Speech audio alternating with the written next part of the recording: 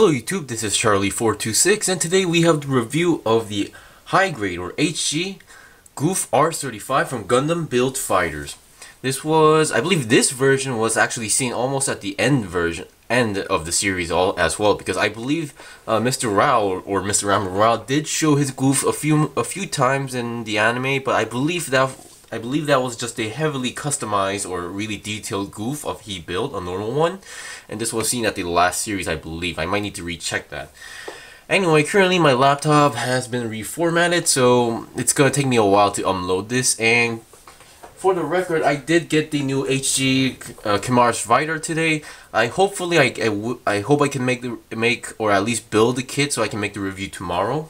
Since I started school, I don't really build kits on the weekdays. I only work on weekends or Friday nights. Anyway, let's get on to the review. Once again, I really like how this kit turned out, because this one I feel like is the more preferable design to me personally. So first of all, what you get, of course, is the Gouf R35 itself. You get two traditional Gouf shields on each side. You get these machine guns on the arm, which I will show in detail later. Two of them for each arm. You get two of the heat swords or heat sabers for each hand slash each leg, I guess. And beyond that, you get two of the heat saber effects. Really like the orange color. A really big fan of these type of beam effect parts. You get the Gouf's electrical whip, or just the normal whip. Either way you prefer to call it. Currently, they give you out as a straight lined version, but you can bend it around a little bit. But I usually like to keep mine straight. But I think I just ruined that. And beyond that, you get two fists for the hands, which I'm currently using, and two of the multi-purpose hands for each hand. Currently, this one is here. I took off. I technically detached the parts for the other hand, so I can show you guys how to attach the weapon, because the hands do not detach easily. Beyond that, you get this backpack, which those who know about details is that this is not really meant for the base design is not from a different mobile suit, but rather from a Zeon trooper or Zeon soldier from the 1 Year War era, where these are like jetpacks. And a very interesting concept to use on a kit. But yeah, I personally don't like this, but at the same time, it's okay. Okay, and beyond that, you do get some stickers. You only get 3 stickers, one for the mono eye, 2 for the forearms. Once again, I tried using it, I did not mess up. However, I did not like the way how it looked like, so I colored it in a more brighter metallic silver Gundam marker. So yeah, that's how I did it. And lastly, you get 3 of these pieces that you don't really use or mention in the instruction manual. Now, I'm assuming this being a Build Fighters kit, this is for like a connector part or adapters for other pieces that you can attach onto the Gouf R35. Anyway, let's get on to the review. Now, as usual, let's start with the head. The head. Those who built I believe the HGUC Gouf Revive, well, no, is pretty much the same. Now, I don't have the Gouf R35. I mean, the HGUC Gouf Revive. However, when you think about it, the Gouf R35 came out first, and then the Revive came out. So pretty much either way, it's the same kit to some degree. The head can go, down that much, up that much, pretty much more than I thought. And then 360, if you can manage somehow, I guess it's possible. But for me, because of the shoulders and the pipes, it's not really going 360, which I don't really think it's really needed for this kit. And also, if you wish to move the mono eye, I hope this doesn't snap. There we go. There is a small switch in here. Okay, let me get it. There's a small switch in here where you can move it and position the mono eye wherever position you want. Let me back up a little bit too. So if you wish to do so, you can go for this. Okay, it's not too easy with hand, but let me try. Yeah, if you want to go left and right, it's really up to you. I usually leave it on the middle, just because I prefer it that way, like on the middle like that. So it's really up to you where to position the mono eye. I'm the type of guy who really barely touches the mono eye after leaving on the middle section. And also be careful of the antenna. You do not want to, or fin, you do not want to break that. Okay, for the body, once again, I really like the effect of using a clear orange piece for the cockpit section. I'm a really big fan of this color. The body, there's not much you can do. While you're building it, before you can put these cables, you were able to move the body a little bit, but because of the cables being connected, actually good timing. Cables being connected from the backpack to the main front section of the front skirt, there's not much you can move around the body, so don't force it too much. And actually, that was a pretty good timing for this part to pop out. Okay. Now for the arms. The arms are from what you can expect from a Revive kit. It can go forward and backwards thanks to a ball jointed connection and to the moving polycab inside the main body. Also, there is no ab crunch on the kit if you're wondering.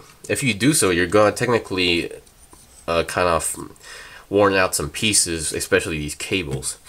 Okay, the arms can go about almost 90 degrees out to the side if you work your way out. Because of these shoulders, there are some hindrance on the articulation. Then again, I don't think it's a really big deal.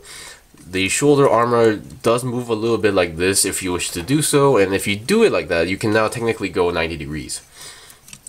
And also, you technically do almost have a double joint, but because of the design, I assume this is as far as you go, and your hand is on a typical ball joint, and there's this whole slot here for the weapons for this kit. And 360, since it's on a ball joint, no problem at all. Okay, now for the waist. Nothing too special on the waist. The front skirt doesn't really move that much because it's connected to the... I believe the front skirts here are connected to the side skirts. They have these... square holes, but I'm not sure what they were for. Maybe it's for the Gouf Revive, I think. Either way, just before I go on, there's a backpack. There's a backpack and there's one on the back skirt armor. It doesn't move, and they're all pretty much secured. Okay, the legs now, because of the front skirt armor not being movable, you don't really get too much movement out. You don't get too much movement from the legs. There you go. I tried to force it, and yeah, it kind of started to move, but I hope I didn't break anything. Yeah, about 20 to 30 degrees is as far as you go, and you do technically get a double jointed bend on the legs. And your feet are your typical ball jointed feet, nothing too special. And being different from the leg design is different from the normal Gouf Revive, where they have these parts. I'm not sure if these are from the high mobility type Zaku's, but they do kind of resemble them. And you do get this part where you can store in the heat sabers. I really like this effect. Sorry for the sniffing. I just took a shower. Anyway, yeah, that's it for the basic articulation, I believe. Also, just wondering, the legs do have a side swivel. It's just not that too usable or visible. Yeah, as you can see. Okay, now let's look at its accessories. Now, I think I'll go with the heat saber first. The way how you store in the heat saber. Okay, let me take out the way how these are stored in the legs. Is that you have to pull it out. I suggest you don't pull the handle, but this middle section, because the handle and this part is a separate piece. And as far as I know, the square part of the handle, the bottom section of the handle where it's flat here, has to go to the back when you attach it. Anyway, these handles have a peg coming out, and there's a hole onto the hand, so you can just connect those two peg and hole and have a secure connection. Once again, so holding its weapons is not an issue. However, if there's one thing I was not expecting, oh boy, why is this not? Okay, there we go. If there's one thing I was not expecting, is mostly for the poses. You will see what I mean. So you can attach the beam saber, not beam saber, heat sword effect. Some people who's not really too knowledgeable about the 1-year war era mobile suits, especially for the Gouf or Doms, is that, or even the Zaku's, they don't have any beam weapons. Or technically the Dom has a beam bazooka, but for the Gouf, for example, these swords are not actually technically beam sabers, but these are heat swords. Same goes for the Dom. It's not a beam saber, it's like a heat rod. Anyway, we attach it, so let's take off the fist. And then we have the sword. Very nice sword. I believe it's the exact same sword as the normal Gouf Revive.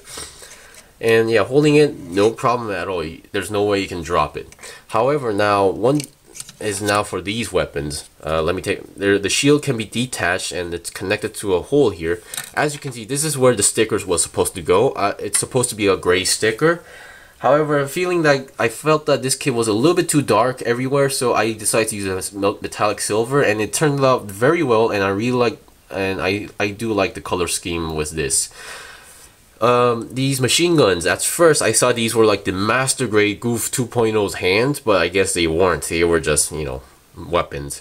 Now, you do have a middle connector here where it has some articulations, but this being a barrel.